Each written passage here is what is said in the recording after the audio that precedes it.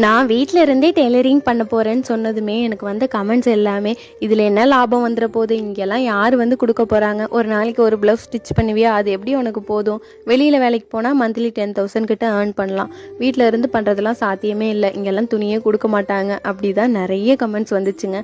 ஆனால் நான் ஸ்டார்ட் பண்ண அப்புறம் என்னால் முடிச்சு கொடுக்க முடியாத அளவு ஆர்டர்ஸ் வந்துட்டுருக்கு. இதுலேயும் நான் யார்கிட்டையுமே நான் இதுவரையும் சொல்லவே இல்லை நான் டெய்லரிங் பண்ணுறேன், எனக்கு துணி கொடுங்க, நான் ஸ்டிச் பண்ணி தரேன்னு சொல்லிட்டு.